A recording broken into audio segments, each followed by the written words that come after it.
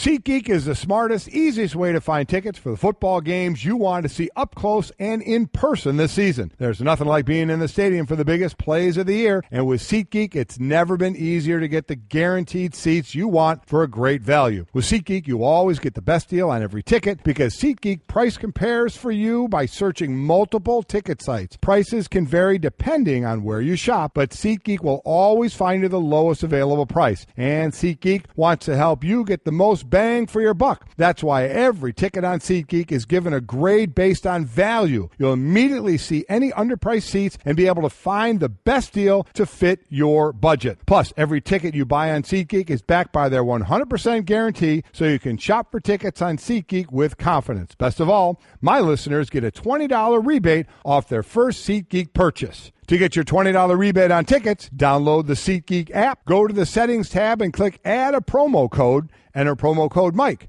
SeatGeek will send you $20 after you've made your first ticket purchase. Download the SeatGeek app and enter the promo code Mike today. This is the Best of Mike and Mike podcast. Subscribe now by going to the Listen tab in the ESPN app. The Best of Mike and Mike. But we start with the Giants holding off the Bengals on Monday Night Football. Yeah, Giants holding off the Bengals, taking some chances, going for it early in the fourth quarter, right by the goal line. Turns out to be a touchdown, going for it on fourth down and goal and getting the score. And then I got to tell you that high-priced and valued defense that they went and got in the offseason, we saw early in the season it really come out of the gate strong and then, kind of leveled off a bit. But you're seeing them make timely plays, big pressures on quarterbacks. I mean, they're doing a really good job, and you have some offensive firepower. It's good to see Jennings back running the ball again. He had missed some time. You know what you have in Beckham and the young kid Shepard as well. So if you can keep that old line somewhat stable, they had a rookie, I believe it was left guard, getting his first start. I think he lasted a series before he got hurt. So you got to keep some stability up there. But you have to like the way the Giants are going right now, the offensive firepower and defensively. That sometimes when you bring in a collection of guys and pay them the hired gun, so to speak, it doesn't always work out. But right now, from the pressure side of it, it's certainly working out for them. Well, listen, last year with the Giants, no lead was safe. Right. And I'll give you the statistic on that in a moment. Last night, they nursed a 1-point lead for over 14 minutes and held on and won the game. And that overcoming more Eli Manning turnovers and other issues, and that defense making plays when they had to. Let me give you the number. Last year, the New York Giants lost 4 games where they had the lead in the final minute of the fourth quarter. They had 3 losses when they led by double digits in the fourth quarter. They went out and they spent over $100 million guaranteed dollars on defense. And so what does that do? It doesn't have to make you the number 1 defense in the NFL. No. It doesn't have to make you Minnesota or Denver. What it does have to do is make it so you can make a play. Somewhere, I always hear you guys, you coaches especially, just someone make a play. They've got guys now on that defense who in a big spot and a big stop will make a play. And last night, they made quite a few of them, taking Dalton to the ground a few different times, and that's the difference in the game. We'll get into those numbers. Pressure on the quarterback. We'll give you the numbers of those. You've got Landon Collins with 4 picks in the last 3 games, making the plays a lot of times because of the pressure. So you're exactly right, making plays. On the other side, it was Cincinnati with a big sack here or a turnover there. They had 2 interceptions and not taking advantage of those situations. Cincinnati's in some trouble, and they're going to start barking in Cincinnati again about the coach, and that's going to turn, I think, ugly before it turns better for that situation. But for the Giants, that's a nice win for them, some good sailing for them at this point. Put up Cincinnati's schedule for me, will you, Stanzik? Because here's the one thing you have going for you if you're Cincinnati. I'm going to play the Beckham sound and everything in a minute, but let's do the Cincinnati side of it quickly. According to our FPI, their playoff chances dropped to 20% with this loss. This is their worst record after 9 games. They're 3-5-1 since the year before Dalton and A.J. Green got there. But here's the good news. The division lead is 4 losses, right? Right. I mean, the Ravens, and are the Ravens running away and hiding in that division? I still think Pittsburgh is the team to worry about. I agree.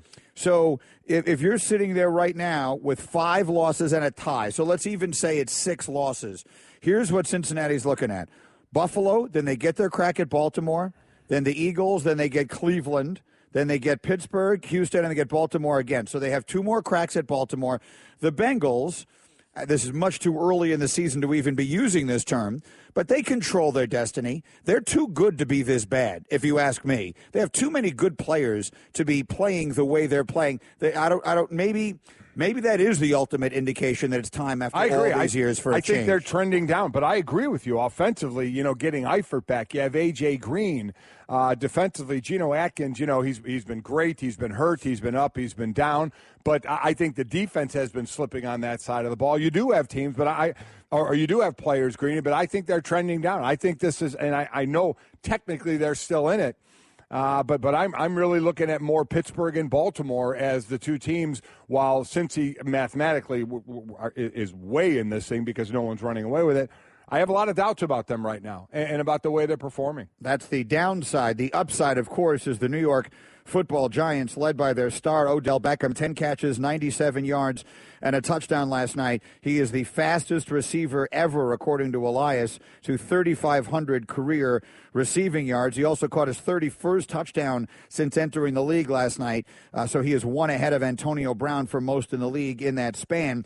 And so the Giants now 4-1 at home. They win another close game after always losing close games. Eli getting enough done. They're good for a couple of explosive plays. As you said, I love them going for it on the 4th and goal from the 3-yard line. It's early in the 4th quarter when they make that decision. Yeah. Gruden was saying kick the field goal, and they go for the touchdown. They get it. You look like a genius when you do it, and you wind up nursing a 1-point lead for 14 minutes. Yeah, it's 20-14. It's right at the end of the 3rd quarter. It's 2nd and goal, and you change quarters. You end the quarter, and McAdoo told Eli at that point, this is 4-down territory.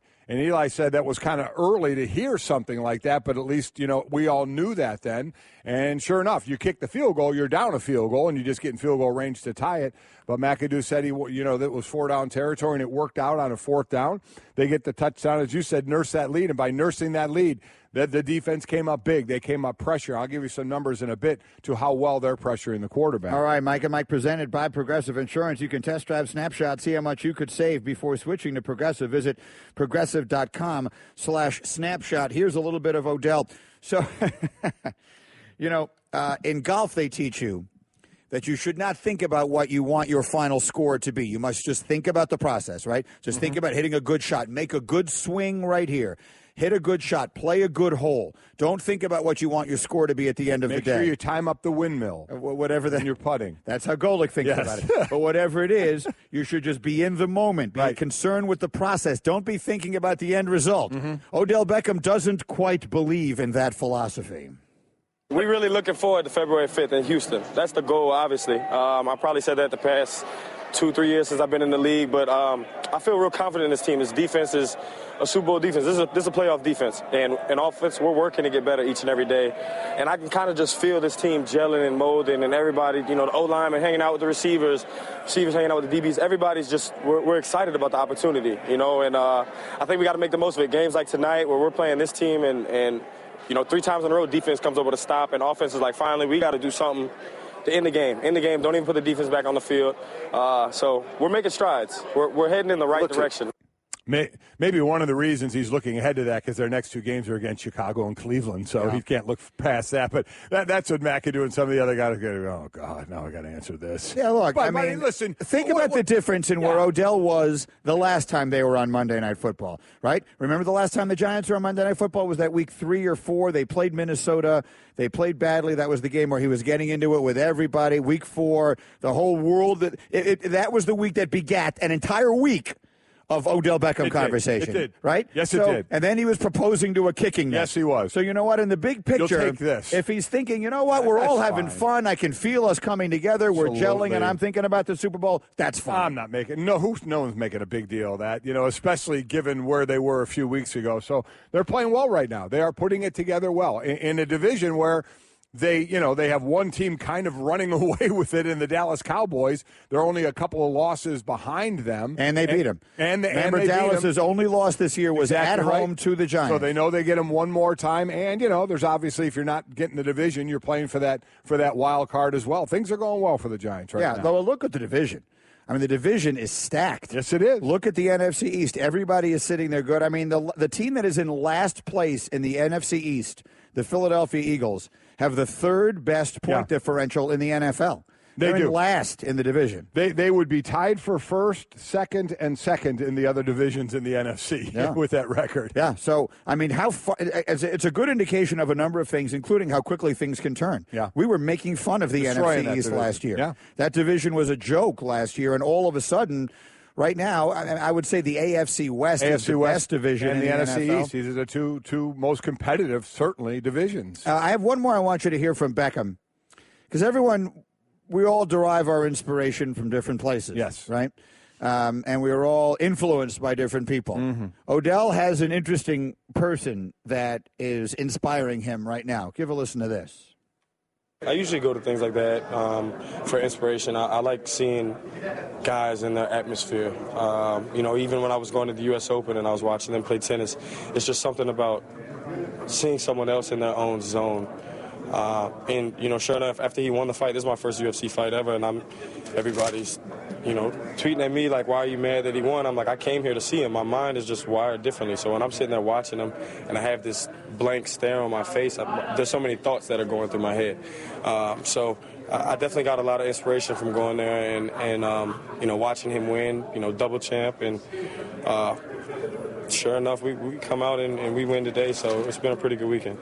So he's talking about Conor McGregor. Yeah. I should have set that up that way, but one way or another, he is talking about Conor. So that's where Odell is getting his inspiration. Okay, not bad inspiration. McGregor's just obviously tearing it up. I watched the fight on Saturday against Alvarez. It wasn't even that much of a fight. It was no competition at all. But now where McGregor's going and wanting to take a piece of the UFC, thinks he should get that. Maybe that's what Odell's looking for. Maybe he's looking to change the way contracts are done, and he should get a few points, of what the league's making as opposed to his contract. We got to get into that McGregor stuff at some point. It was pretty interesting. Yeah, we had that sound. Yeah. We didn't get to it yesterday. I can play that for you coming up this morning if you would like. Mike and Mike, Herman Edwards, I see him already. Here's ready to go. He'll be live with us coming up in about 20 minutes. In 9 minutes, we'll have the winning word of the morning. Again, today we're going to give it to you multiple times. It's your last chance to win this fabulous trip with us to the College Football National Championship game. But let's do off the top, Mike, and take you through some of the other things that happen in sports. Again, it starts with Monday Night Football. The Giants go to 6-3 with their win. So I'll put it to you this way. I'll just put you on the spot right now. Do the Giants make the playoffs? I think the Giants make the playoffs, yeah. They're definitely good enough to make the playoffs. Firepower on offense. The defense is playing well by pressuring the quarterback. Let me quickly give you that. They pressured or sacked Andy Dalton, a sack or duress, 13 of his 33 dropbacks. That's 39%. The highest pressure percentage of his career, and the key was they did it in the fourth quarter on 7 of his 11 dropbacks. So that money they spent is coming together well. You cross your fingers in that situation, but that defense is playing well enough to go with the offense. Yes, I do think they make the playoffs. I do too. They also have the easiest remaining schedule of any team in the division. Elsewhere, if you're looking for us on TV, we are on ESPN News this morning because the College Hoops Tip-Off Marathon is underway, and it's on ESPN2. And among the games, Mike, the UConn women won again, but just barely. Yeah, they beat Florida State 78-76. It was their 76th straight win, but it was their closest win since beating number 2 Baylor 65-64 in November of 2010. Off the top. Elsewhere, James Harden continues to go up. Mikey scored 23 points in the first quarter last night as the Rockets beat the 76ers. Again, he that guy playing for that coach is a tremendous fantasy basketball opportunity. Let me expand it to where we are in the NBA right now. There's never been a season in NBA history in which 5 guys were averaging 30 points a game through 10 games. And right now, Russell Westbrook, Anthony Davis, Damian Lillard, James Harden, all averaging over 30, all have played 10 games. DeMar DeRozan has played 9 games and is averaging 34 points a game. Yeah. So his next game, he'll stay above 30. So this would be the first time in history we've had 5 guys over 30 points, 10 games in. DeRozan is a guy that no one ever talks about, and he's a good player on a good team. Off the top. Elsewhere, Corey Seager and Michael Fulmer were named the Rookies of the Year. I have a fascinating, and I do mean fascinating, little fun fact on the Tigers pitcher, but it's the Dodgers' young shortstop everybody's talking about. Everybody's talking about Seager. He had a 6-1 WAR this season, third most by a rookie shortstop in the last 17 years. Did I see this as a 17th Rookie of the Year award for the Dodgers? Yeah. More than doubling the closest, which I think is the Yankees and the A's are tied with 8 on that. Today is Manager of the Year. Joe Madden could become the first manager to win multiple awards in both leagues. He won in 2008 and 11 in Tampa Bay and 15 with the Cubs. So we'll see if he wins it again, and maybe Francona will win it in the American League. Is Madden going to win it in the National League? Is that clear? Yeah, he's got all. I mean, he had the best team, but he did. They won the most games, and they were all young. I believe he will deserve to win that award. And the new top 25 in the college football playoff rankings will be revealed tonight, 9 Eastern, exclusively on ESPN. Let's pause there. We'll get into that right now. Mike and Mike, presented by Progressive Insurance. We'll be talking college football with Trevor Matich in our studio at 7:30 Eastern, and Danny Kanell will be here 9 Eastern. Again, Herman's on the way. Tons of guests on the Shell Pennzoil Performance Line this morning. And if you can't be with us all morning, it's another reminder you can listen to all 4 hours of Mike and Mike on demand in the ESPN app. But we told you yesterday, Mike, and the numbers are pretty simple. According to our analytics, the 4 teams that should be in the top 4 tonight in this order, because they are the 4 teams that are all in the top 5 of both strength of record and FPI, which means who our analytics believe are just the best teams, are Alabama 1, Clemson 2, Ohio State 3, and Louisville 4. I made my prediction yesterday based upon the way I think things should go. I believe that this will be the first year ever we have a non-conference champion in this Final Four, and it's the first year ever. It's only going to be the third time we've done it. Right. But whatever, I think there is a very good chance that we will get one of the two. I believe it will be Ohio State. I also think Louisville has a good chance. So I think that at least one of those 2 teams is going to wind up in it, and I'll give you the scenario for Ohio State in a minute. Yeah, I mean, the team on the bubble of that is Washington. Even if Washington were to go all the way through now and win the Pac-12 with that one loss, they're the shaky one of the group in a lot of people's eyes after their loss to USC, which USC, by the way, is playing extremely well right now. So that will be the interesting one. But what else is fun is I love the breakout of scenarios for teams like Wisconsin, Penn State, Colorado, and West Virginia to possibly get in that Final Four. We had said the Big 12 was done, but now with all these losses, is there an outside chance, a scenario? These teams will need some help. But some certainly control their own destiny as far as conference championship games are concerned. So that makes it even more interesting as well. I don't think Wisconsin needs help. I think Wisconsin, if they win out, which would include a Big Ten championship, they get in. That's my opinion. I could be totally wrong. I think they're going to be agree with that. I think they're going to be 6th tonight. So, and I don't know why that would change with Penn State. Why that would change with Penn State? Why, if Penn State won the Big Ten, wouldn't they be in? Penn State would have a very tough time being left out because they would have to have beaten Ohio State. Yeah. I mean, they have beaten Ohio State. They would have to beat Wisconsin. Now, they got shellacked by Michigan. They have one loss. Their 2 losses, by the way, are to Pittsburgh and Michigan. So Pittsburgh, which is just barely above 500, has beaten Clemson and Penn State this year. Oh, yeah. You believe if Penn State wins the Big Ten, they're in. All I have to say is if Penn State wins the Big Ten, you can't tell me you're going to put Ohio State in and leave Penn State out when Penn State beat them. You can't do it. That's the disaster scenario for Ohio State. Right. I agree with you. Right. Here's the best scenario for Ohio State. I ran into Brad Edwards in the hallway yesterday. Boy, was that fortuitous. You all know Brad Edwards, one of our college football analysts, and he was best known by us on our show as our BCS expert. Absolutely. So I saw him and I said, Brad, who would be number 2 in the country tonight in the old BCS thing? And he said it all depends on the polls. He hadn't seen the AP. The polls would have determined that. But here's what he said to me. Here's how Ohio State gets in. If Wisconsin wins the Big Ten and Oklahoma wins the Big 12, then Ohio State would be 11-1 with a row of huge wins. Yeah. One very close loss, and they would have beaten the Big Ten champ and the Big 12 champ. Yeah, it's a great resume. Plus Michigan. Yeah, they have a great resume. At 11-1. Yeah. And a team that everyone eye test says I agree. Maybe the second best team in the country. I'm with you. Their resume is I believe they will get in. Yeah, their resume is going to be tough to beat. circumstances may keep them out. No, you're right. The nightmare scenario for them is Penn State. Yep. If Penn State wins the Big Ten, how do you put Ohio State in ahead of Penn State and leave them out if they beat them? It's almost impossible to do. I don't see how you can, as much as you scream about their resume and who they beat, and I'm with you, I agree, you won't be able to do that unless you put them both in. But I would argue a one-loss Ohio State team deserves to go ahead of a one-loss Washington, even if Washington wins the Pac-12. Well, we're going to find out. We're going to find out what the committee puts on a conference champion. They already are kind of dismissing the Pac-12. The Pac-12 is down. Listen, there is no denying, and we've seen other conferences be down, and right now the Pac-12 is down. I get it. So they could very well be on shaky ground. The best of Mike and Mike. Herman, you have a confused look on your face about this college football playoff stuff, and that's good. It should be that way. Oh, it's confusing. It's meant to be confusing. Oh, well, it should be. And what's your question? Well, my question is, if Penn State wins out, are they one of the top four or what? I believe so. I believe they will be. If they win the Big Ten championship, I think they get in. I don't think you're going to get an argument. Wisconsin may be the only one possibly out of the ACC champ, if it's Clemson, the Big Ten champ, and obviously the SEC champ. Many think it's going to be Alabama. It's the Pac-12 champ. The Pac-12's down this year.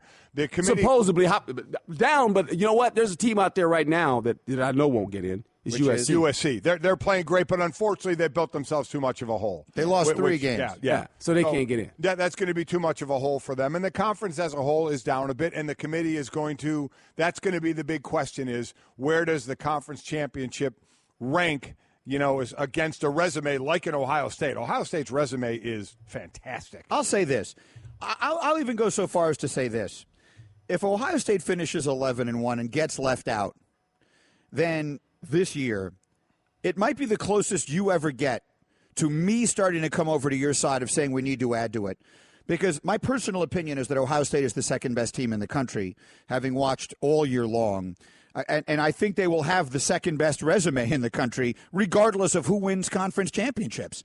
I mean, I don't know how. I don't even know how that could be argued. They killed Oklahoma. They beat a good Tulsa team. They beat Wisconsin. They lost on a blocked field goal at Penn State late in the game. That's not a bad loss. It's actually a good loss. They have a sensational resume. They will have beaten Michigan in order by my – now, again, Michigan could end this discussion by beating Ohio State. Exactly right. That becomes irrelevant. And then Michigan will go play for the Big Ten title, and they will absolutely win and they get in and 100% deserve it. But what I'm saying is, in my opinion, if Ohio State finishes at 11-1 – and they don't get a chance to play for the championship, the entire thing is on some level invalidated. Because to me, I think they're the second best team in the country. All right, that's my opinion. That's your opinion. I mean, and we get 13 different people in a committee room to give their opinion and what their criteria is. That's this whole thing, Herman. We went from the computers to 13 people humans with their criteria, and each time we hear the committee chairman on, sometimes it can be a different reason. But that's what you get with humans. So you just have to accept that and say, okay, what are they going to go by this time? At the end of all of this, they're going to have to put something on the conference championship. Will it be enough to keep an Ohio State team who has an incredible resume out? Why don't they make it 8 teams? I think eventually we're going to get there. What are they waiting on? I think we get there, but you know who that doesn't help? Who's that? Ohio State if they get left out this year. We say college is for higher learning, is for the student athlete, but come on. These guys are in it to make the money. So when are they going to 8? Just go ahead and go to 8 and figure it out. As soon as they figure out where all they already got the blueprint for 8. Yeah. It's just a matter. They just want to slide it under the rug over there. We'll get 8 eventually. I agree. It's going to get these guys. Herman Edwards is a national treasure. Mike and Mike reminding you, don't forget to listen tomorrow morning for Gruden's Groove, powered by Die Hard at Sears Auto Center. All right, you're going to like this story. Okay. You know Michael Fulmer, right? Mm-hmm. So he was acquired from the Mets. That's right. To the Tigers in the Yoenis Cespedes trade at the deadline last season. Right. Yesterday, he was named the American League Rookie of the Year. Congratulations, young pitcher Michael Fulmer. So I'm just going to read you the story directly from Yahoo as it was sent to me. When the long baseball season is over, many major leaguers pack up and head home for a hard-earned vacation. Some of the things they do, they play golf, they hang around with family, they luxuriate in the simple pleasure of being able to do nothing for a while. Mm-hmm. Michael Fulmer, however, does not have an off-season. Yes, he has a day off every now and again to play golf, but he is also working at his off-season job. Michael Fulmer is a plumber. He picked up the trade during the 2015 offseason while he was working at a golf course. This year, he has dedicated himself to it full-time. He works at his friend's uncle's plumbing outfit and does all the plumbing-type things you'd expect him to around the Oklahoma City area. He digs ditches, changes sewer lines, replacing old pipes with new PVC pipes, exchanges water heaters, sinks, faucets, and fixes leaky toilets.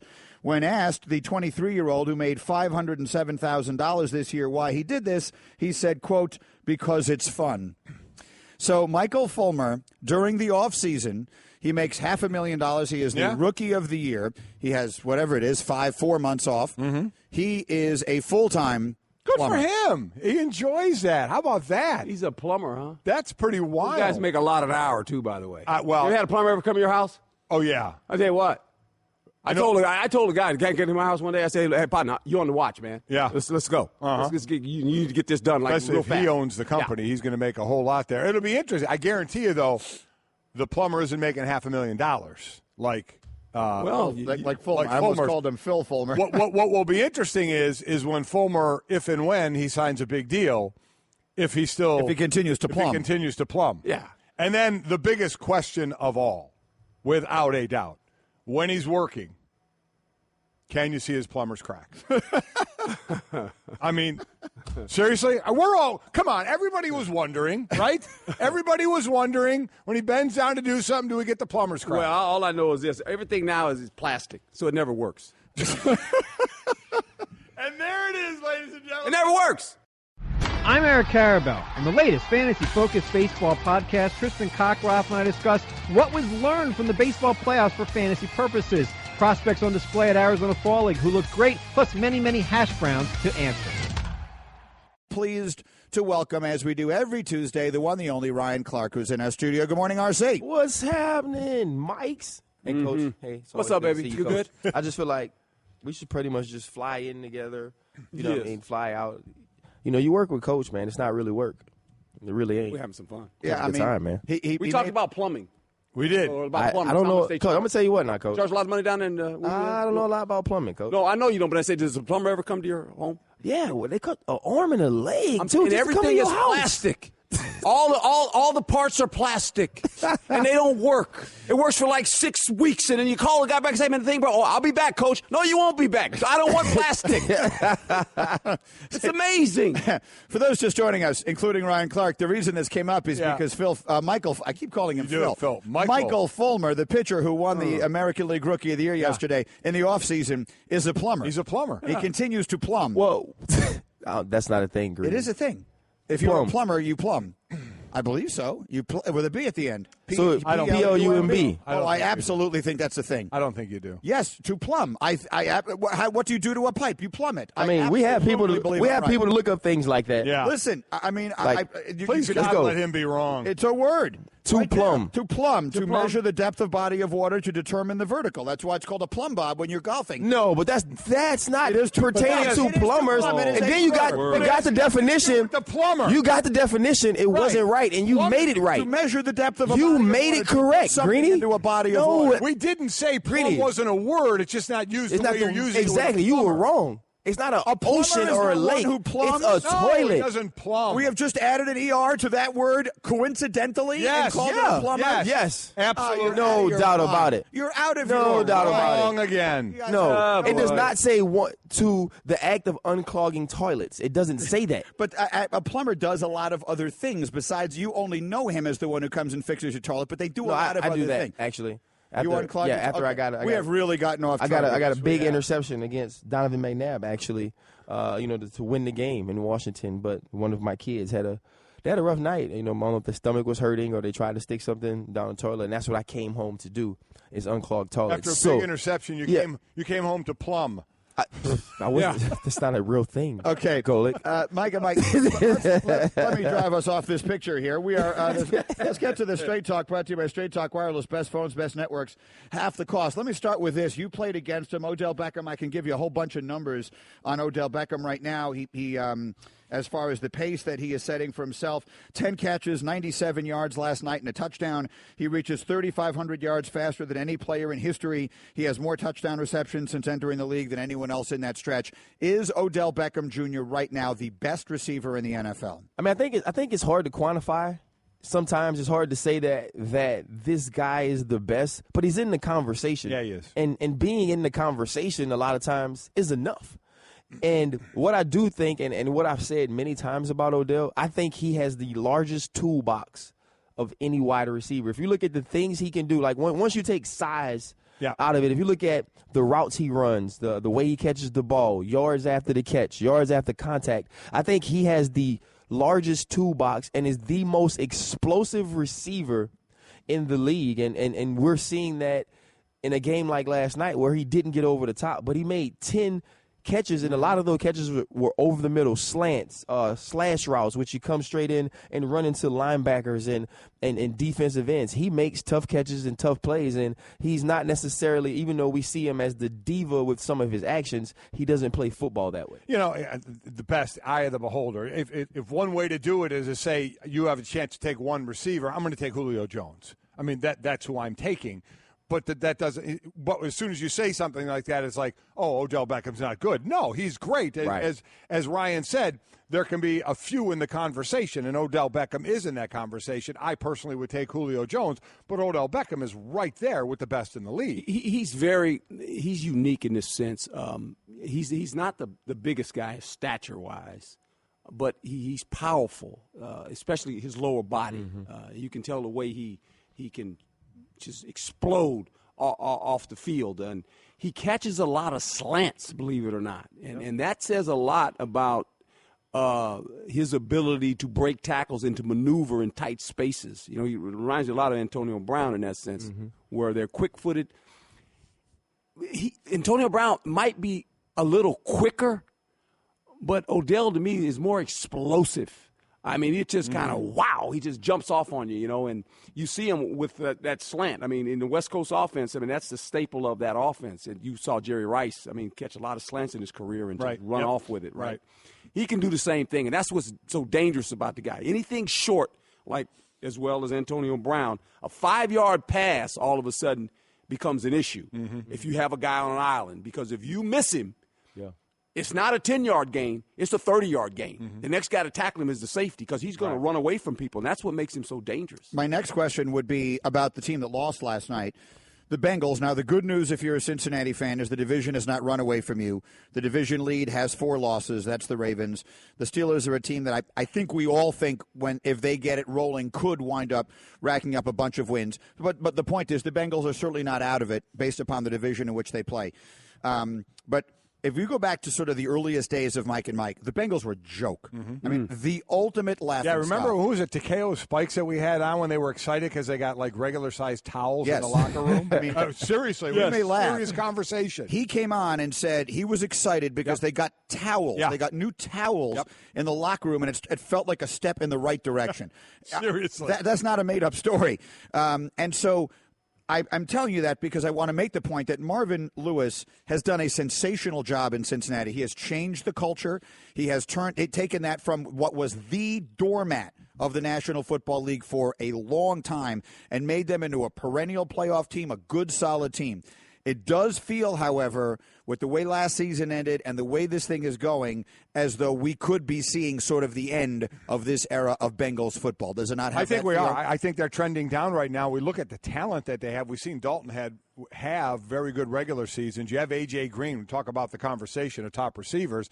Tyler Eifert, who has been a bit injury-prone, but when he's not, you know, he's a really, really good, especially a great red zone target for them. Defensively, we talk about names like Geno Atkins, who's been up and down, had some injuries. Vontaze Burfict trying to stay, not suspended by the league. They have talent, but to me now it's just not coming together, Coach, and I think they're on the downside. We keep saying, okay, the loss didn't knock them out of this thing. Mathematically it didn't, but if you're asking me to look at that NFC North, I'm saying it's between Baltimore and Pittsburgh. Well, I would say that. I would say this. Marvin has solidified himself as one of the best coaches in the National Football League through his longevity in Cincinnati, just alone in Cincinnati.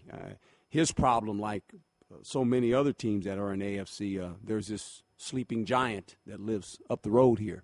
And it seems like between them, the Pittsburgh Steelers, and Baltimore had a little run there, those are your issues, okay?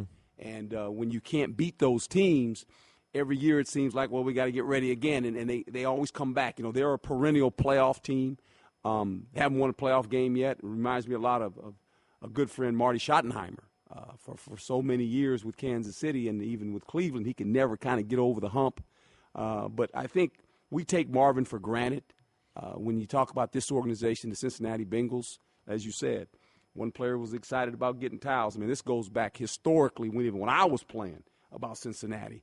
It's run by a family that a good football family, obviously. And Marvin has been kind of the guy that has sailed the ship, you know. Think about all the coordinators he's lost on both sides of the football. I mean, because this team has been so consistent and so good for so many years that he loses coordinators every other year, it seems like. So he's always replacing coordinators. But the product stays the same. They've always won. They've gotten the playoffs, just hadn't won a playoff game. And that can almost be a detriment because it's like anything else. When you continue to win and you don't win the big one, then it becomes like, well, you know, you heard that in Pittsburgh probably, right? No doubt. With Mike. I mean, you know, he's won. When are you going to win a Super Bowl, right? I mean, you know, sometimes winning is not just good enough. It's you got to win the Super Bowl, right? Right. How many teams are actually going to win a Super Bowl? Right. Okay. One it's a year. hard. It's hard. Right. It's hard. It's tough.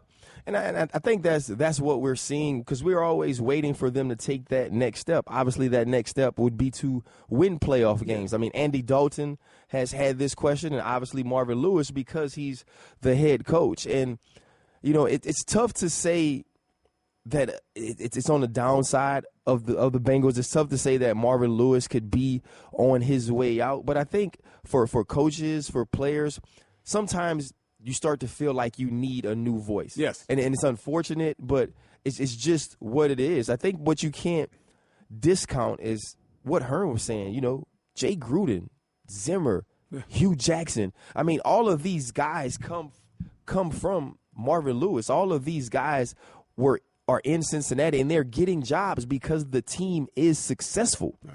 And it's hard to replace that sometimes. And then when Sanu leaves and Marvin Jones and you have these different things, it's often hard to build that chemistry and come back and play the season the same way, especially after the way it ended. You know, those guys defensively, some of their personality and character has to take a step back. And that was a lot of the energy that was brought. And so I feel like for Marv, this year has been tough. And if this is the end or the downside, he did a heck of a job in a place that wasn't used to winning. Mike, am I exactly right? I mean, you couldn't be less used to winning. The last time they won a playoff game, Ickey Woods scored a touchdown. It was 1991, the last time they won a playoff game. They had been horrendous. Now, again, he's won as many games. What's the stat I just saw here? 100 games, hasn't he? He has won as many games. Hold on one second. A very small list of teams that have won as many games as he has over the years that he has been there. Hold on one second. I'll find it for you here. Yeah, he got there in 2003. Between 2012 and 2015, only the Broncos, Patriots, and Seahawks won more games than the Bengals did. Yeah. So he's been winning consistently for the last few years. But unfortunately, they haven't won a playoff game since January of 1991. Okay, Mike and Mike presented by Progressive Insurance. Customers who switch to Progressive save an average of $500. Call or click today. Find out if they could save you hundreds on your car insurance. Winning word of the morning coming up in 8 minutes. Alshon Jeffrey yesterday suspended 4 games for performance-enhancing drug use. I read a lot of "we're very disappointed" stuff coming from John Fox and others. Alshon Jeffrey himself released the following statement. As a professional athlete, I've been careful about what I put in my body. I took a recommended supplement to combat inflammation. Unfortunately, this supplement contained an ingredient that was on the NFL's banned substance list. I take full responsibility, and I'm deeply upset with myself for not doing the proper research on this supplement. I want to apologize to my family, the Bears organization, my teammates, and Bears fans. I will work hard to earn back the respect and trust of the Bears nation and look forward to being back on the field. He's in a contract year. He's under a franchise tag. He's not having a great year. The team stinks. How does all of this, Mike, now impact you believe their thoughts and the entire league's thoughts on Alshon Jeffrey going forward. I do like him as a receiver. I know it was. I'd like to know what it was that he got popped for. It didn't say specifically what he got popped for. It being a ingredient or not a steroid.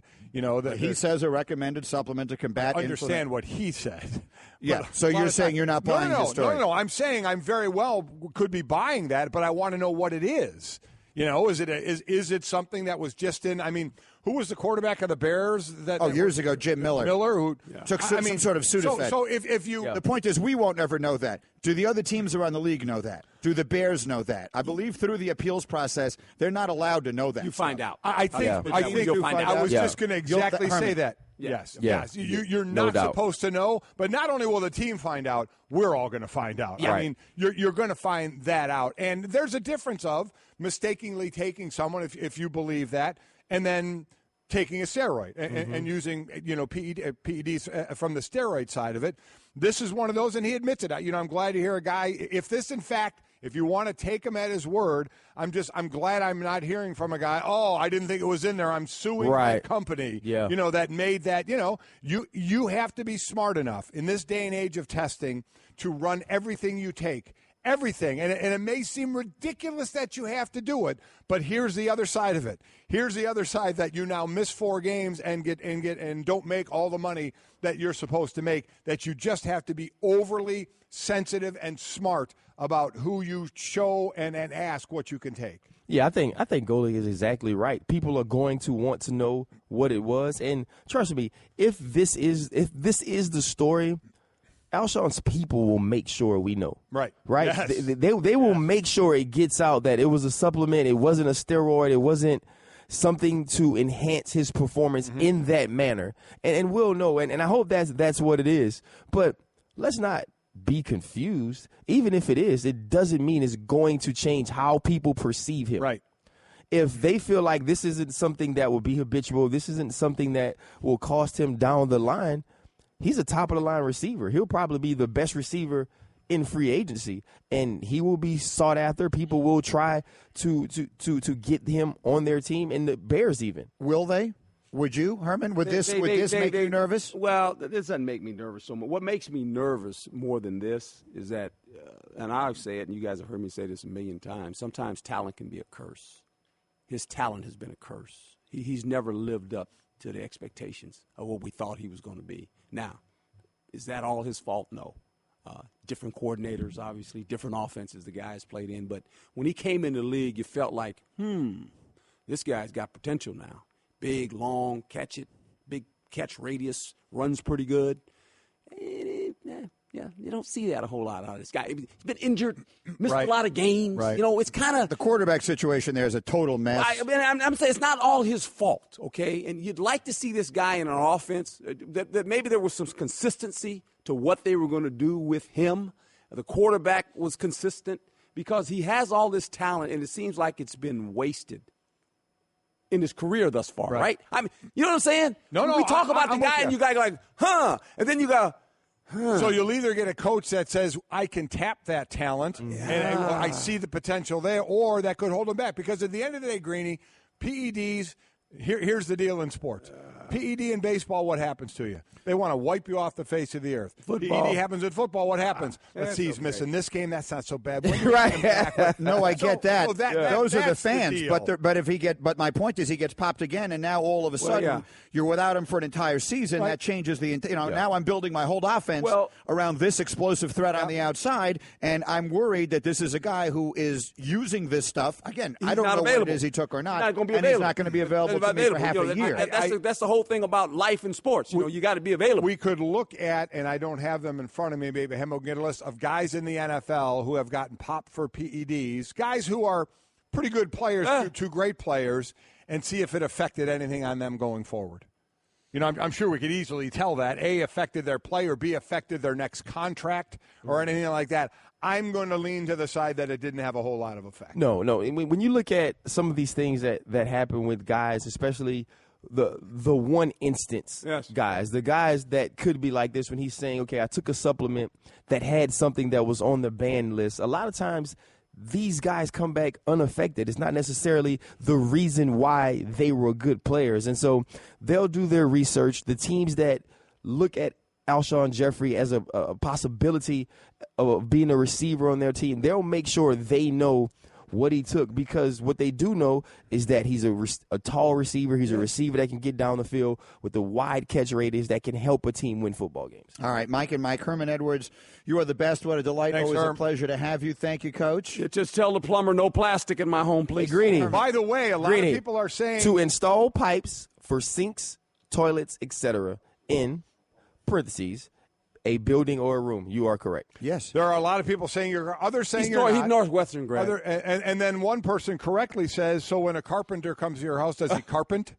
No, in that particular case, he does not. And a doctor does not doct. Yeah. But a golfer golfs, and all sorts of other people do things that, I mean, Players a plumber play. plums, a player plays. Yeah, and they bring plastic. The best of Mike and Mike.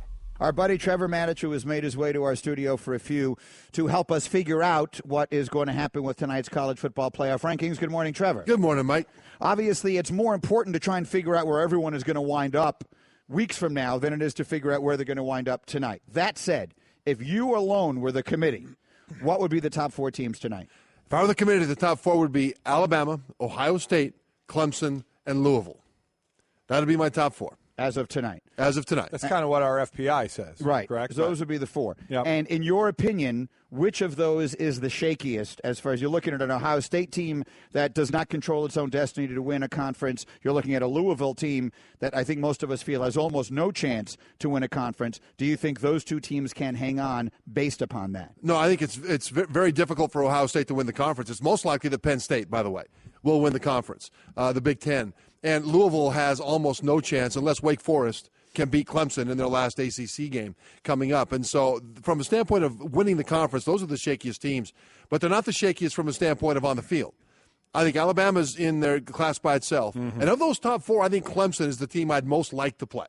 I think Clemson is so amazingly beatable right now. That defense that was a rock now is showing a lot of cracks, and that offense cannot run the ball unless Deshaun Watson's doing it. So we have to pick 4 at the end of this thing to play for the championship. So the things we're bringing up about the non-conference winning Ohio State Buckeyes, would they still get in if Wisconsin wins a Big Ten? Would Wisconsin get in as well? If Penn State wins a Big Ten, would Penn State get in and Ohio State? How do you start looking at that? That's a great question. I think if Penn State wins the Big Ten, which they might, then I would have Penn State in over Ohio State, even though I think Ohio State is the better team.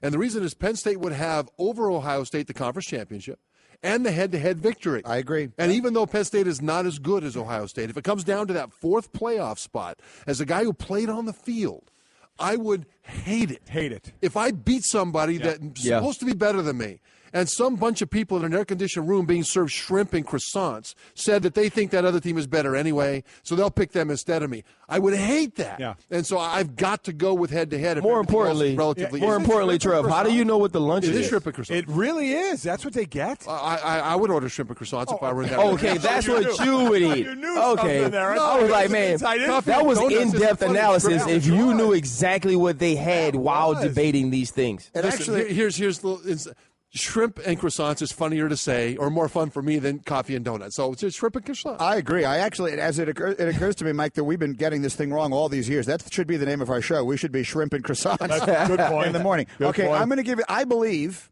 that regardless of whether Penn State or Wisconsin wind up winning the Big Ten, and I think that that champion should be in, I believe Ohio State should be in too. If Ohio State beats Michigan, then in my opinion, regardless of what else happens anywhere else, because the conference championship at the end of the day is just one more game. I understand we've tried to make it seem more important than the other games, but it's just really a game. In my opinion, if Ohio State beats Michigan, and that's not a done deal by any means, then Ohio State will finish the season with the second-best resume in the country behind Alabama. If you look at all the teams they've beaten, they blew out Oklahoma, who might wind up winning the Big 12. They beat Wisconsin. They destroyed Nebraska, who is a ranked team. They will have beaten Michigan, in my scenario, in order to do this. They beat Tulsa, which is a representative out-of-conference win. In my opinion, at 11-1, Ohio State would have, regardless of not being a conference champion, the second second-best resume in America. Am I wrong? You are absolutely right, and they absolutely should not be in over any other conference champ with the exception of Oklahoma, or at least expected conference champ. You would put Washington with one loss in ahead of you're out of your mind. Absolutely. And Ohio State is the better team. But if you do it that way, then what you're saying is we will take the best 4 teams, regardless of where they come from. We will largely ignore conference championships, or at least we will subordinate conference championships to what we think is the better team. But is that not what we want, though, Trev? Do we not just want the best 4 teams? What makes the Pac-12 better than the Big 12? It's not. It's not. Okay, the Big 12 has some tough outs. Well, actually, it is better than the Big 12. Right. But it's not about that. It's about maintaining the importance of the conference races.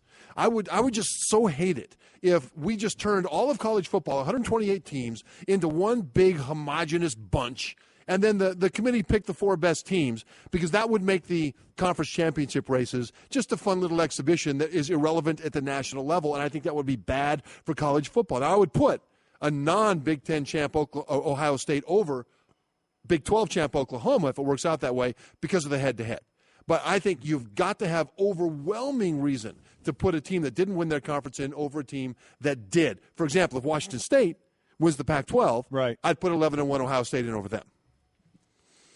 I agree with that. To an FCS I agree with everything you said, everything that you said, and I think that's why we're going to get to 6 and 8 teams in this playoff, and we're going to have automatics with conference champions and then at-large bids after that. Here's the problem with the automatic for the conference champion. What if you get a fluky conference champion? To your point, what if someone that clearly doesn't deserve it winds up winning a conference championship? But what if you get a team playing so well at the end of the year that they could match up with anybody, maybe a la USC, right? That runs it back through and wins a conference championship and deserves a shot. How many times has a 9-7 wild card in the NFL exactly gone to the right. Super Bowl? You know, there's a lot to be said for but to me though, like that's the thing that makes college football. You know, if you lose 2 games and you win your conference championship, it's not as impressive to me as if you've only lost 1 the whole year and you're Ohio State and you've beat these teams and it was a field goal that you got blocked that's the reason you lost, because that's what makes college football. And that's the difference between the pros. You can be a 9-7 New York Giants team and catch fire and win it. But that's the difference in between the 2 sports. Every game matters, not just the conference championship. So if you lose 1 throughout your process instead of 2 or 3 and you end up winning a conference championship, to me that doesn't mean your body of work as a whole is better. That's what I love about college. Like, right. Every game is important. I disagree. I can't believe you as a football player are saying. Maybe that's because I'm with you, Trevor. I couldn't even fathom winning on the field, going through and winning a conference championship, and then 13 guys eating shrimp and croissant telling me, But Golic, the thing is, you didn't win on the field enough. If you lost 2. You won. You beat the team. No, when you get into putting the team in over me that we beat, then I got a problem. I, on the field of play, beat that team. Right, so and now you're going to put him over me. No, I don't. Is that what you said?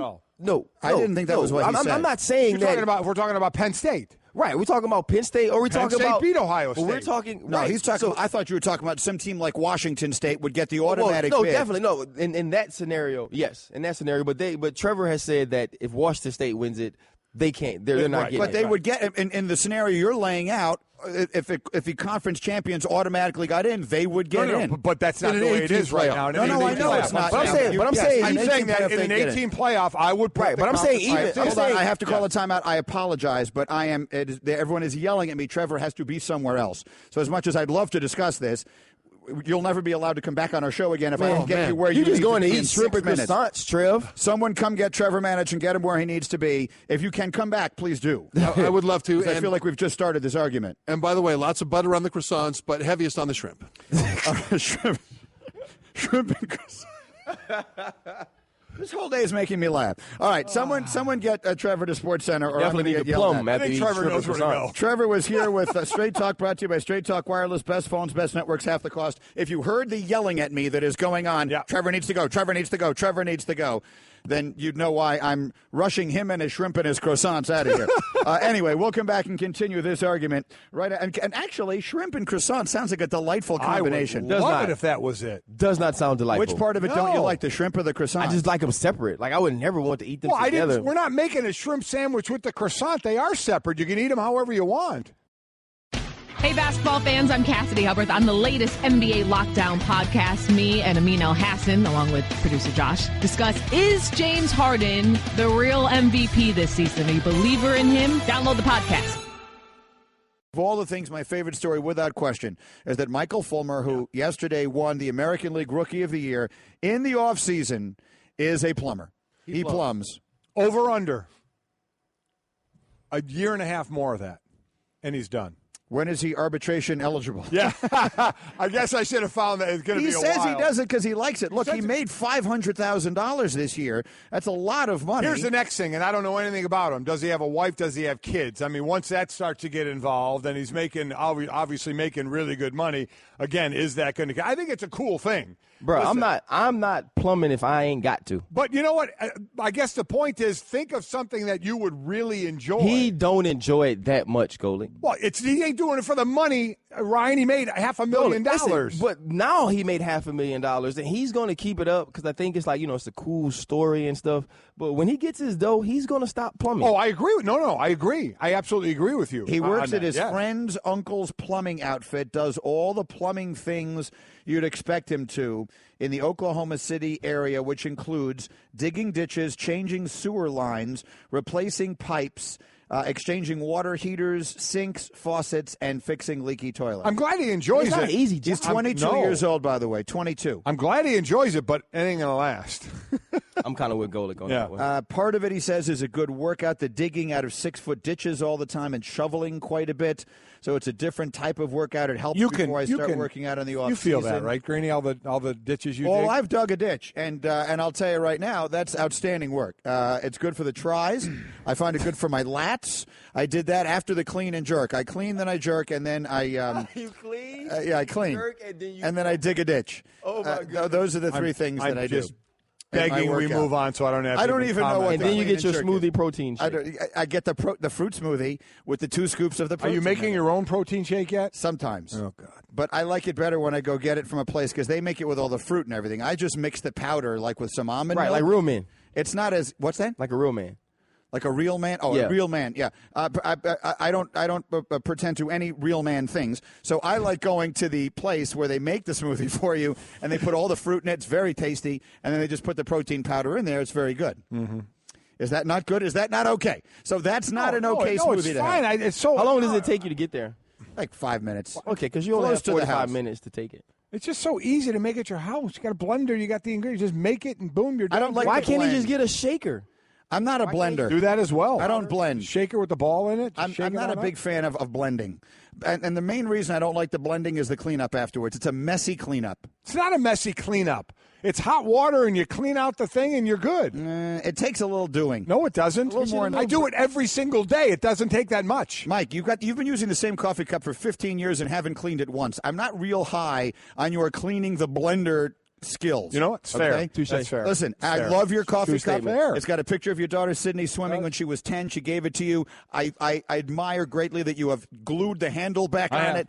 I love it. Wait, that's what I was looking at. Like when y'all started talking, I used a lot of glue. I was looking at the handle. Yeah, it broke. He made it. Look, his little girl gave it to him. I get it. I get that. I'm all good with that. But I'm not having a smoothie out of your blender. I'm just not interested. I guess you're never having a sip of coffee out of that cup. I don't see that happening either. Okay, we are Mike and Mike. Straight Talk time brought to you by Straight Talk Wireless. Best phones, best networks, half the cost. Let's get the Straight Talk from Odell Beckham Jr. Had himself another big night last night.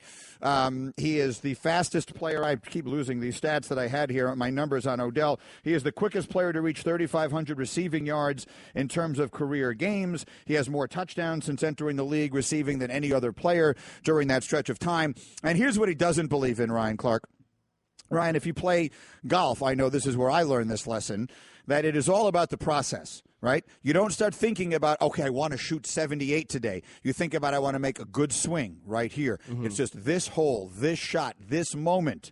Odell Beckham doesn't really think about things that way. We're really looking forward to February 5th in Houston. That's the goal, obviously. I probably said that the past 2-3 years since I've been in the league, but I feel real confident in this team. This defense is a Super Bowl defense. This is a playoff defense. And in offense, we're working to get better each and every day. And I can kind of just feel this team gelling and molding, and everybody, the O-linemen hanging out with the receivers hanging out with the DBs. Everybody's just, we're excited about the opportunity, and I think we got to make the most of it. Games like tonight where we're playing this team and 3 times in a row, defense comes up with a stop, and offense is like, finally, we got to do something to end the game. Don't even put the defense back on the field. So we're making strides. We're heading in the right direction. While I will say, talking about Odell Beckham, proposing to the net was quirky and fun for talk radio. This is much better. Hearing him actually talk about football, looking forward. I get it. He says the Super Bowl, and that's fine. I don't care about that.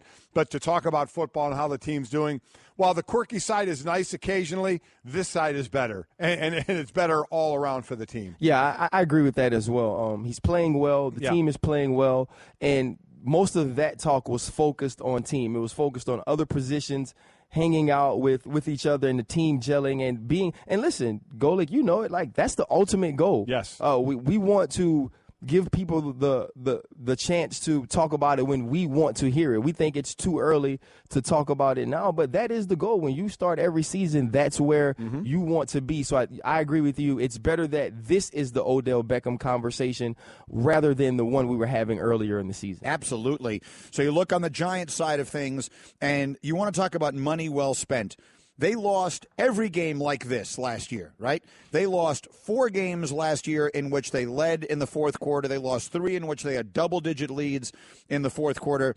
Yesterday, they took a 1-point lead early in the fourth quarter, and they hung on for dear life. And that is, and Ryan, I'd love you to explain this as a defensive player. Mike, you played defense in a slightly different era. Defenses could dominate generally in your era a little differently than they can now because of rules and such. The game is so skewed, especially in the fourth quarter, for offenses to find ways to score. Look at Dallas and Pittsburgh this past week with all those lead changes.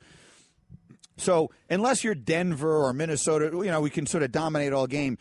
As a defense, you just need to make a play. If the Giants had made 2 defensive plays all of last year, they'd have been in the playoffs. Right. Now they go out, they spend all their money on these guys, and they just find a way to make a play, and they wind up winning all these close games that they were losing last year. Well, no, that's exactly it, Greeny. But this league, and Golic will tell you, that's what this league is. This league is a bunch of one-possession games. It's who can keep a team out of the end zone. It's who can score a touchdown when they need it most late in the fourth quarter.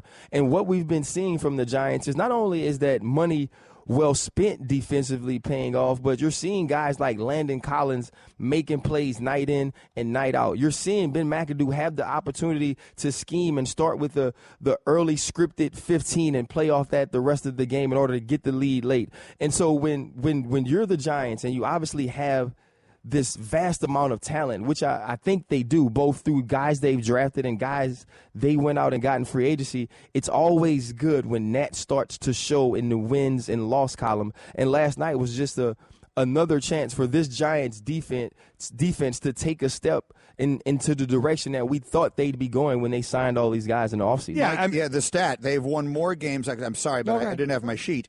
They've won more games decided by 3 or fewer points this season than they had in their previous 4 combined. Yeah, listen, the defense is playing better. Now they're not loading it up by numbers with sacks. They only have 14, but they're getting pressures. You look at that fourth quarter, and again, the fourth quarter is a key. They lost 5 games last year and leading in the fourth quarter. They were giving up almost 9 points in the fourth quarter. This year they're giving up just a little over 5.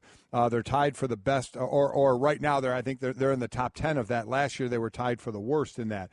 They're getting pressures. Think about that fourth quarter when you're protecting that lead. 11 of the dropbacks Dalton had, 7 times he was pressured or under duress. So while that's why I say it always doesn't show up in the box score of actual sack, when you pressure the quarterback, you can pressure them into bad plays. And that because this Giants defense was always known for the NASCAR package, right? That great front 4 rushing where they put those numbers up, those big sack numbers up. They don't have those big sack numbers right now, but they're playing the run better and they're getting pressure. And I think a huge thing, if you look at the games last year, and it's kind of tough to talk about this really quickly, but every time it got to late in the fourth quarter, they were trying to keep teams out of the end zone.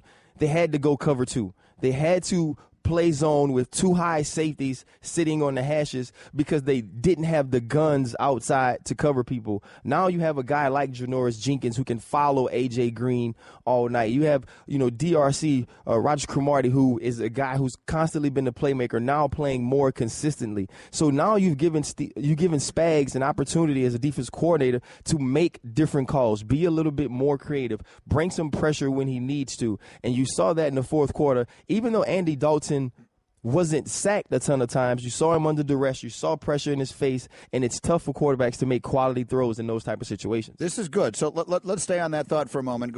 This will be for the advanced class, as Rex Ryan used to say.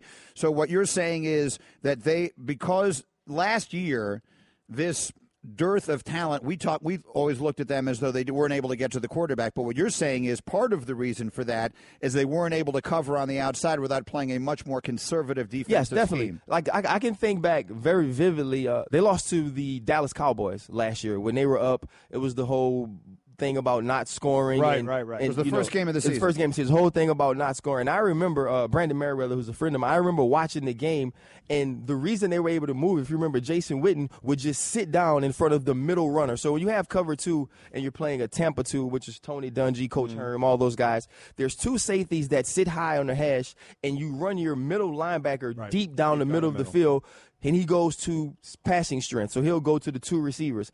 And Dallas was just running Jason Witten as far at him as they can, and he would just turn around and catch the ball. But because they knew they couldn't cover guys on the outside, that's what they had to play. It was almost a faux prevent defense. Now you see them being able to bring pressure. You see them being able to play single safety high, which is 1 safety in the middle, and lock up guys on the outside. That's what getting people helps you do.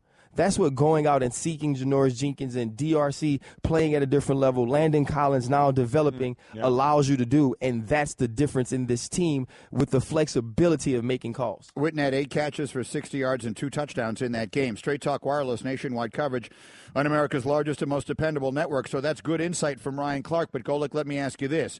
There are still 2 major demerits, if you will, on the Giants' resume. They can't run it. They're 31st out of 32 teams in the league in running it, and they still turn the ball over. They're -8 in turnover ratio. So they're finding a way to win close games because they get big plays every now and again. Eli is sort of a feast or famine kind of quarterback. Is this sustainable? They're turning the ball over and they can't run it. Does that portend badly for the second half of their season? It's hold your breathable is what it is. Is you know what it is? You'll win some and you'll lose some. So that's where you hold your breath. Last year they lost them. This year you can win them. And right now, that's why I said they're 6-3. They play Chicago and Cleveland. Have to notch those 2 wins. You got to be 8-3 before you finish up your last. It's tough. You got a tough finishing schedule, and it's tough for me to say. You'll go either way. I mean, you just can't count on it when you can't run. When you can't. The greatest thing a team can have at the end of the season, when everybody's tired and you're playing in cold weather and you have a lead, is the 4-minute drive. The 5-minute drive. If you can take that ball and say, we're going to control this ball, and a lot of times the way that's done is with a running game and or a short passing game, but the threat of the run has to be there where you can say, I can line up, I can knock over the guy in front of me, we can pick up 3-4 yards, we can keep the clock running, we can make you use your timeouts, and we can burn the clock. The Giants don't have that. And they have the susceptibility of turning the ball over as well. So, as I said, it's hold your breath. Yeah, and last night showed that. Yeah. Last night showed that you have to, what Golic is talking about, the 4-minute drill is, hey, listen, we have to run because we are trying to run this clock out, and you know it's coming. The most demoralizing thing for a defense is to know you're going to run it, understand how important it is to get the ball back and not be able to stop it. Get run it. on. Oh, my goodness. It's horrific, the feeling that is. That will make you fight a friend. Legitimate. It will, like Casey Hampton, like me and Casey Hampton, who was 3 people compared to me. He's a lot bigger than you are. That was his thing was anytime they completed a pass on us, he acted like a baby. My thing was if we were in a 4-minute drill, a obvious running situation, and they ran up the middle, it was a situation I wanted to put hands. I wanted Casey to have to see these hands. I would have lost, but I really felt that way, and so that type of situation is demoralizing. What did Casey Hampton weigh? 3.5 question mark 3. I mean, it was. And what did you play at? Like 203. So then that would have been A quick fight. I mean, you're a tough man. But no, it would have been a quick fight. Short without. bout. He was actually just such a nice man. He would let me vent. Mike and Mike reminding you, if you miss anything on our show, Danny Kanell's coming up in hour number 4. We had a great debate in hour number 2 with Trevor Matich in here. Herman was in hour number 1. You can listen to any and all 4 hours of Mike and Mike on demand in the ESPN app. You can also subscribe there to the Best of Mike and Mike podcast. It's all available in the Listen tab of the app. 5 minutes will give you the winning word of the morning, your chance to win a fabulous trip with us to the national championship game. But we'll spend those 5 minutes filling in the blank, which is brought to you by Mahindra USA, the world's #1 selling tractor. We have a couple of really interesting questions for you guys, and we've left out a word. We'll ask you to fill it in. I'm not sure if you saw the story yesterday. Darrelle Revis, who, as one of his biggest fans, it is physically painful for me to watch him play now. Kenny Britt just destroyed him this week. So, and then Darrelle, when asked about it, said afterwards, "I'm old." So, Mike, the 31-year-old Darrelle Revis admitting his play has declined because he's old is... Reality that no player ever wants to admit, but they know it deep down inside when they've lost a step, when they get not as strong, when they can't move as well, when they can't put their hand placement the way they did. When that reality starts to sink in and you realize, I have to try and do it in other ways. Yeah, it's a great example of self-awareness. Yeah. You know, like he truly understands that that's what's going on, and he plays a position where age is not your friend. Right. It's tough to watch, though. I mean, having watched him, he's playing these big cushions off of guys, and then anyway, that's on my personal one. Because that position is like, right, it's blood in the water for sharks. Oh, it's exactly right. Talk about being able to get exposed. Yeah. Man. And they don't seem to want to give him a lot of help either, except once in games, then it starts becoming a major factor.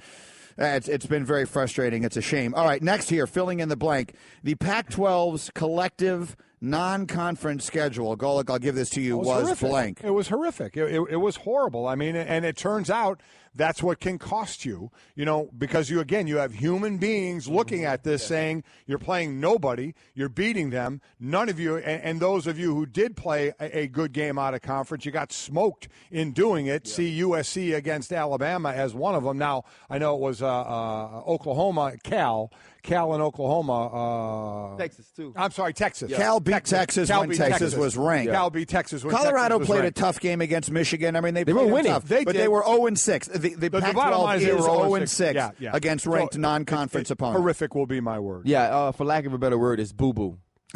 Straight up. The non-conference schedule is boo-boo. The word I'm going to use is telling. It's telling. I mean, the fact that they haven't beaten anybody when they played outside the conference tells you what you need to know when you're choosing 4 teams. That's my opinion. Okay, I'm dying to hear you guys' take on this. I saw this story this week. Brian Kelly was very upset about it. Alabama is using some of their former players, including Trent Richardson, an NFL player, to help them practice. So, Ryan Clark, I would ask you this. Alabama using, and Brian Kelly was very critical of it, said basically that doesn't sound like college football to me. So I don't know what the etiquette is on this. Ryan Clark, Alabama using former players like Blake Sims and Trent Richardson on their scout team is? Something only Nick Saban would do. Well, to Marshawn Lynch did it in Cal in Australia as well. So Cal did it, yeah. I think, to have a program where guys are willing to do this, not necessarily have the foresight to try to attempt to get guys to come back, but that guys are willing to come back and do this. It says a lot about the program you've created and the pride in which you have to have in that school to come back and do it. Because for Trent Richardson, a guy who was the 3rd pick of the draft, to come back and be on scout team in college, that's a humbling experience. So for him to come back and do that says the respect he has for Saban and the school. My words would be stunningly legal. And I heard my son Mike, who's out in L.A. doing Sports Nation with Beadle and Marcellus, and they talked about this, and that's when he said, that's what Mike said, and I agree. For all the nitpicking that the NCAA does, this seems stunningly legal. Just from who gets hurt, what if one gets, who's responsible? I mean, I know they'll take care of it all, but it seems stunningly legal. I know Brian Kelly was upset about it. You know what? If I'm Brian Kelly, I'm not worrying about what somebody else is doing. In all honesty, I'm just going to take care of my own house and say, if it's legal, you can do what you want to do. I'm stunned this is legal. I really am. Because you're taking guys who have no eligibility and can't play, who were pros or not, and coming back and playing against college kids. I just think of somebody, these guys have left college and become men, some men in the NFL who could be running over college people,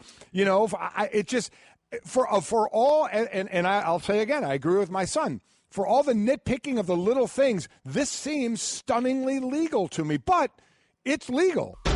The best of Mike and Mike. Danny Kanell joins us for his regular in-studio visit. Good morning, Danny. Good morning, fellas. How are we doing? Good. How you doing? But before we get to that, I want to finish this topic we were just on, because I think it's interesting. And my general feeling is I agree with you, but I'm having trouble putting words to it. So for those who don't know the story, just joining us, Brian Kelly, the coach at Notre Dame, was upset and voiced his being upset at the fact that Nick Saban has some Alabama alums, particularly Trent Richardson, who had a substantial NFL career. I mean, he was a pro player, comes back, and he's practicing with the Alabama team, running scout team for them. Just so we have the net, John Parker Wilson is a former quarterback there. He played Danny Etling that same LSU week. You have Blake Sims, who came back. He played Trevor Knight, A&M's quarterback. So they have done this a few times with some players, former players. What Brian Kelly said is, quote, "I think it's absolutely ludicrous. Doesn't sound like college football to me."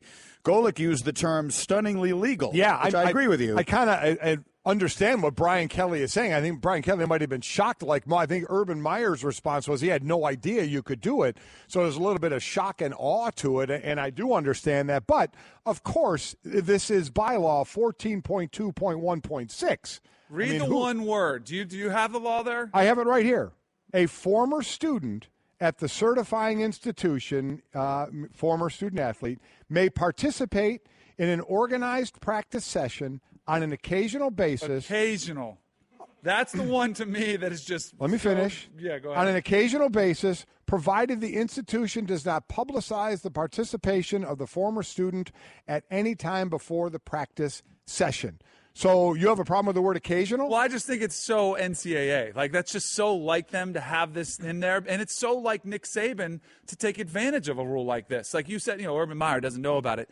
Nick Saban has somebody on his staff that says, or him or himself, that says, hey, what a great idea. Because it really is a great idea, because it gets good promotion for your school. It's great for your players to be able to see it. I guarantee you, if Jim Harbaugh knew about this rule while Tom Brady was having the 4-game suspension, he would have been there running 7-on-7 drills with the team. The more I sat there and said Brian Kelly should worry about his house because they're having a tough year, the more I think, you know what?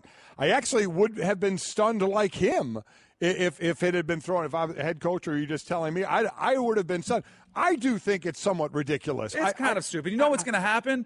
If somebody gets hurt, that's when it's going to go away. The player coming in will have to sign a waiver that if they get hurt, the school's not responsible. But I'm sure there's we'll still take care of you, if you get hurt. But then there's the college player for the possibility of coming up and fitting in one of these guys that's been out of college for a while, with the possibility of getting hurt. But Nick Saban... Wait until J.J. Watt goes back to Wisconsin and starts wrecking dudes in practice. Then I think it's fun. I don't have a problem with it. No, Nick says we try and stay on top of the rules. We have people in our administration who do a good job of letting us know what we can and can't do, and would never do something that would, unless it was approved by the SEC office, which we did, and the NCAA. So...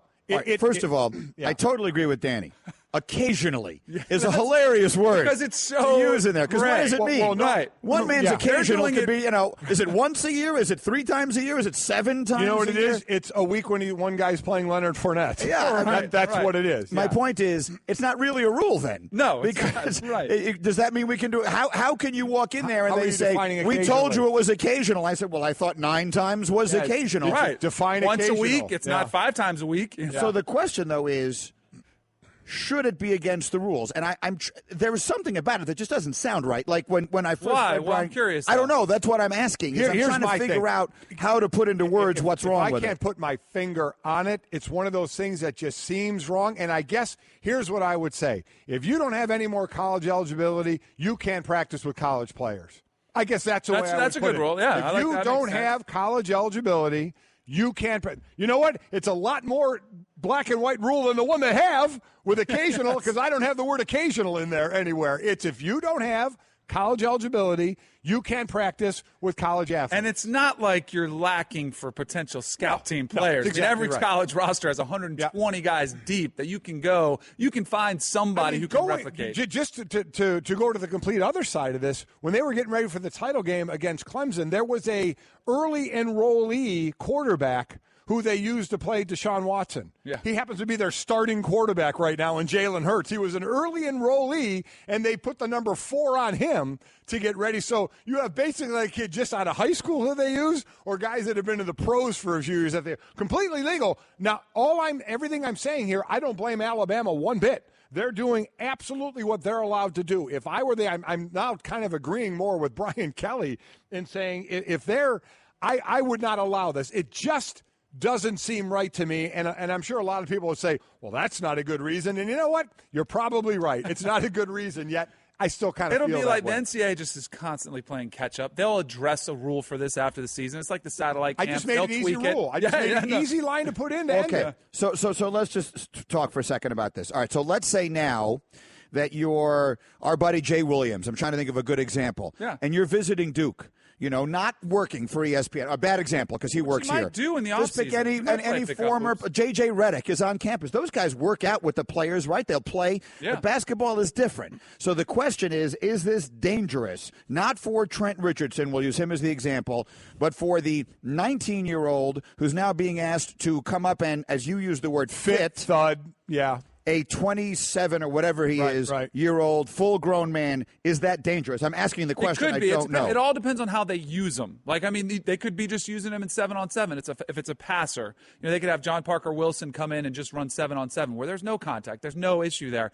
But if they're having Trent Richardson go full scale on 9-on-7 or inside drill when it's tackle, bring you to the ground, then yes, I think safety is an issue. And that could be one where that's the one thing that's why I keep looking at it and say, well, if somebody gets hurt, that's when you'll see the rule. You have one of their cornerbacks, Marlon Humphrey, saying, I think Trent gave a pretty good look. John Parker did too. Tackling Trent last week, man, that's a big guy. I think he's pretty cool just going against these guys, knowing what they've done for the program. I've got a lot of respect for these guys. So there's that part of it as well. Guys that meant a lot to the program coming back. But then he's saying, that's a tough load to handle, but what are you going to do? If the guy's out in the field, you're going to go and fit him. You're not going to go to the coach and say, Coach, he's 27 and played in the NFL, Let's clarify exactly what – I can't be the only one who does not know this term, fitting. What exactly is it we're doing? I'll tell you what fitting is. We did it all the time. Well, actually, when I played, we actually went live and tackled, but not all the time. Fitting means a form tackle without taking him to the ground. So you would run a play and you would come up to tackle, in this case, Trent Richardson, and thudding means you would just pop him, but thudding, you lose technique. That I've seen a million times. Fitting means you'll go up, you'll try and wrap him with your head up, tackling wrap, but not take him to the ground. So you wouldn't take him to the ground. And then, I don't know what they're telling Trent Richardson. I don't know if Nick's saying run over these guys. I doubt he is. Or just, run the play and these guys have to get there and fit. Play tough, but don't play out of control. I mean, that's how practices are today. There's so many little rules that are just so dumb. I mean, there's a rule in the NCAA handbook that you can't have a walkthrough with a ball. So what teams will do is they'll make a ball out of tape. It's not a real ball. Exactly right. They'll be running all the drills and throwing this ball made of tape, which is really stupid, but they're still having a walkthrough. There's just so many little things that make zero sense. He's 100% correct. Yeah. So, but see, that just gives you an indication of how ridiculous this is. Because if that's a rule for a reason, then they shouldn't be doing the walkthrough. And if it isn't a rule for a reason, why is it a rule? If there's nothing wrong with – if you can have the walkthrough with the ball of tape, then why can't you have the walkthrough with the ball? It's stupid. There's one or the other is true, but they can't both be true. It's so stupid it makes you want to smash your head into a wall. It does. Yeah, it is. 400 pages in that rule book. So we'll see what happens here, but I guarantee you, would you agree? Without question, a high majority of coaches had no idea you could do it. Yeah, I would say 98%. And now how many will start doing it? Yeah, like I said, and it's good exposure for your program. We're talking about it. Again, imagine if Tom Brady was at Michigan during his bye week or during his suspension, and he's out there working out with the team. Like, the team loves it. They're saying, hey, we got to play against Tom Brady. They're telling people, recruiting, it all. And that was practice he'd actually be allowed to have done. He wasn't allowed to throw to his own guys. Go throw to the Michigan player. Yeah. Okay. That's funny when you think about it. Okay. Mike and Mike Danny is here. Time for the championship drive brought to you by Dr. Pepper. So tonight, obviously what happens tonight isn't as significant as what will happen down the road because all these things, as we know, are completely fluid. But I know your list, but for those who didn't see it on Twitter, if you were naming the 4 teams tonight, who would they be in what order? I would have Alabama 1. You'll hear nobody get an argument on that. I have Louisville all the way at number 2, and that is not based on resume. It's not based on anything except I think they're the second best team in the country. So the eye test. The eye test and the fact they have Lamar Jackson, who is the most exciting player to watch in the country. So I have them at 2. Number 3, I have Ohio State, who I think the committee will have number 2. And number 4 for me is Clemson. Again, it's really, the resume is pretty strong. Their loss against Pitt at home, it's not the worst loss. I don't think it's a good loss, but I don't think it's the worst loss as people are making it out to be. So those are my 4. And I think because I heard you guys, I heard Heather Dinich on yesterday. I heard all of us, and we're all supposed to be experts, right? And we are. I mean, we study this game for a living. That's our job. But we will never be able to figure out who and why the committee is going to put in that top 4. Okay, we'll never be able to. We can look for little tiny clues, and sometimes we think we know, but we truly never will really Let me know. ask you this then. So not one of those 2, 3, and 4 lost. All 3 of them lost. So I ask you this. Same scenario now. Clemson goes through and wins the ACC championship game. Michigan goes through and wins wins the Big Ten. ACC championship. Michigan wins the Big Ten. Washington still goes through and wins the Pac-12. Are all 3 of those teams in with Alabama?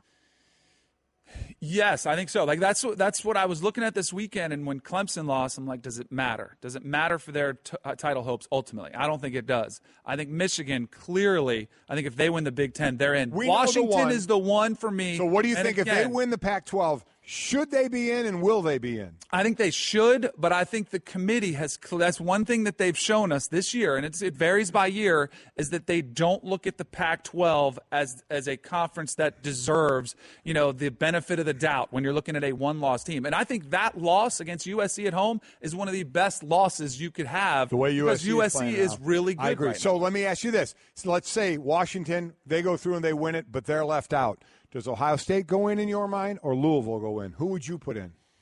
I would put Louisville because I think they're better, but I think the resume would favor Ohio State, and it's not really close. I mean, and it's partly because they have the win against Oklahoma. They go on the road, win that one impressively because of what they've been doing now. And again, Louisville had the best loss, but Ohio State's loss against Penn State keeps looking better and better the better that Penn State plays. And Penn State, by the way, I think the way the Big Ten is going to play out, I feel like Ohio State's going to beat Michigan at home. Mm-hmm. That opens up Penn State, who plays Rutgers and Michigan State, 2 games they'll be favored heavily in. It'll be Penn State versus Wisconsin in the Big Ten championship game. And it almost looks like Ohio State's like, all right, but it's kind of an easy road for us because we don't have to go through a Big Ten championship. But the one thing and I love the fact that chaos happened. I was hoping it would. I thought it would because for the first time, this is only the 3rd year, but I think the committee is going to have their hands full. And I think people will lose their minds if a scenario like that happens where Ohio State is put in and you have a Big Ten champion or other conference champions left out. You can't leave Penn State out. Penn State beat Ohio State. Or Wisconsin. I hear what you're saying. Ohio State beat Wisconsin. Head. Penn State wins the Big Ten. You can't put Ohio State in over them. I think people would lose their minds. So then you would have 2 Big Ten teams. Every single player who's ever played it down in their life should revolt because that game was decided on the field that Penn State That beat brings them. us back to the shrimp and croissants argument we had with Trevor this morning. The College Football Playoff Trophy presented by Dr. Pepper. Dr. Pepper, it's a college football tradition. And in that debate, it really comes down to this, Danny, because the question is, how important is winning a conference championship? That's really what this comes down to. Right. Because you and I we may have a disagreement on this fact. Sure. If Ohio State if Michigan wins the Big Ten, there's nothing to talk about. And if Michigan beats Ohio State has no case. But if Ohio State winds up 11-1 by beating Michigan and doesn't get in because they're going to lose that tiebreaker to Penn State, if you just look at their season versus Washington's season, even if I'm assuming Washington does finish what they would then be 12-1 and win the Pac-12. In my opinion, There's no comparison. Ohio State's season was markedly better than Washington's season. Their loss is better. And they have 5 better wins than Washington's best win. See, that's where, when you say their loss is better, I don't necessarily agree, because I think USC State is 9 in the country right now. That, to me, is what drives me insane. Now you're looking at numbers instead of, and I'm with Danny on that. I think USC is one of the better teams right now. We can talk. This is what truly drives me nuts. This is why I wish we had 8. That's why I think this whole stuff, all this stuff, we talk ourselves in circle, is so dumb. We make this so dumb because we're sitting here arguing over whose loss is better, who, because they beat them early in the season, you can't have them over them later in the season. All this stuff, we talk in circles, and it drives me insane. I wish the committee would put it at conference champions. That was a requirement. I would have no problem if a team had 2 or even 3 losses. If they won their conference, they could get in. When you talk about, and if we truly looked, and if we said we don't care about the losses, which we do, we say we don't because we're going to put a 1-loss team over an undefeated. But if we truly felt like we look at the 4 best teams at the end of the season, USC has 3 losses. I think they could beat anybody out there, including Alabama. Now, they got crushed by Alabama. This is a completely different USC team. I would probably still pick Alabama to win that game, but it would look completely different. I would take them against USC. That game never happened. My point is that a season happens. But then why can you look at some losses and say, oh, well, those are good losses and bad losses? Look at who you beat. I go back to Jay Billis's argument every year. I'm with you on who you've beat. Look at who you beat. That. They killed Oklahoma. Oklahoma will probably win the Big 12. Right. They beat Wisconsin, who might win the Big 10. They beat Tulsa, which is a much better out-of-conference win than anything that Washington has. They killed Utah. Nebraska, who was ranked. If they run the table, they will have beaten Utah. They will have beaten Washington State, which is a much better win than you would give them. So they would have 2 wins. I think Ohio State would have 1 more. The Pac-12 is 0-6, or it's 0-6 or 0-7. I think 0-6. 0-6 against ranked teams outside the conference this year, losing by an average of 15 points. Well, that is severely skewed because of Alabama's 52-6 win against them. Take the number out. They're 0-6. They haven't won. I know Colorado played Michigan tough, but they didn't win. Well, but again, because I saw your tweet, I was going to respond to you. I didn't want to get into a war with you on Twitter. It was a Monday. I had a lot of stuff going on. Everybody on Twitter. I had a lot of stuff going on. Okay. All right, so this is what drives me nuts about your where's the Pac-12 signature. So what's the Big Ten signature win? Is Ohio State over Oklahoma. Fair enough? Well, that's one of them. Wisconsin beat LSU. It's a good win. And if Brandon Harris doesn't throw an interception at the end of that game, it might. But you're deciding the game was played. If Penn State doesn't block a field goal against Ohio State, they don't win either, but they did. But you're deciding an entire conference's strength based on 1 or 2 plays that could go one way or another. Like the Pac-12, for me, Stanford should be ranked. They haven't been ranked because people wrote them off at the beginning of the season. Their 3 losses are to 3 ranked teams. They're starting to beat people that matter. They're starting to beat teams that are good. They beat USC earlier in the season. You look at the Michigan versus Colorado game. Colorado was winning that game 21-6, and then their quarterback gets hurt. The backup comes in. He's 0-for-6, and Michigan wins the game, and they win it late. But like that's going to be the deciding factor. UCLA goes to Texas A&M. UCLA is 4-6. They lose in overtime in College Station to Texas A&M, and that's going to be a reason that we look down on the schedule. Yeah. No, look, all these but you have to pick it based on something. I mean, the games got played. We can't. I mean, Golic can't say every college football player would revolt if the results of the game are thrown out, and then say, but throw the result of the game out. I mean, you can't do both of those things. If you had 8, what I'm saying is, in my opinion, in the NFL all the time. But then there'd be nothing to talk about. So no, there would. Sort of the beauty of it. Talk about it. Just wouldn't be this particular team. Could you imagine if we were in here yesterday saying, well, the Patriots beat the Seahawks, but man, the AFC West isn't what we thought it was, or the NFC West isn't what we thought it was. Like, it's just kind of silly, some of the conversations we have. That may be true, but it does make it interesting. Let me ask you this. Would you agree or not agree that based upon their resume and the eye test, that if Ohio State does not wind up one of the 4 teams, assuming they beat Michigan, that would be an injustice? I mean, to me, that would be crazy. Yes, but we are built. We have a system that is built for injustice because one year, some conference or multiple teams. I think there probably will be multiple. Last year, I thought Stanford was the team where it was an injustice that they didn't get in. Now, I didn't argue it at the time because Michigan State had just won the Big Ten. And you're like, all right, that makes sense. But our system is flawed. It is. It's a fact. This is going to get us to 6 or 8 teams quicker, which is a good thing. I don't think so. I think the only way we get absolutely is. The only way we get to 6 or 8 is if the SEC or Big Ten gets left out. If that happens, those are the two most powerful voices. Then all of a sudden we might see change.